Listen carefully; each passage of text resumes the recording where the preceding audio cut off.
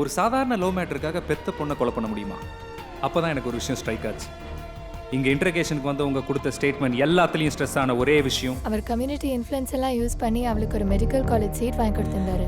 நாங்கள் வேறு அவங்க வீட்டோட பணம், வசதி, அந்தஸ்து எல்லாத்துலையும் ரொம்ப கம்மி. ஜாதி. I got my clue. Narmada வேற ஜாதி பையனை காதலிச்சது தான் அவள் செத்ததுக்கு காரணமாக இருக்குமோன்னு நினச்சேன். அதுதான் சார் நீங்கள் அட்டன் பண்ண டெஸ்ட். புரியலையா? எங்களோட டார்கெட் வந்த 3 பேர் இல்லை சார், நீங்கள். அவங்க ஸ்டேட்மெண்ட் கொடுக்கும் போதெல்லாம் உங்களோட ரியாக்ஷனை தான் அப்சர்வ் பண்ணிட்டு இருந்தோம். அவங்க எப்பெல்லாம் உங்கள் பொண்ணு வேற ஜாதி பையனை காதலிச்சான்னு சொன்னாங்களோ அப்பெல்லாம் உங்கள் முகத்தில் அவ்வளோ கோவம். உங்களுக்கு அவ்வளோ ஜாதி வெறி இல்லை? நீங்கள் பெத்த பொண்ணு உங்களோட ஜாதிக்காக நீங்களே குத்தி கொலை பண்ணியிருக்கீங்க. படுபாதக கொலை, அண்ட் எமோஷனல் மர்டர்.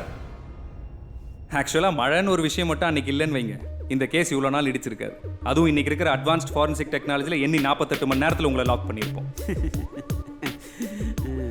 சொல்லி முடிச்சிட்டிங்களா தம்பி? உட்காருங்க.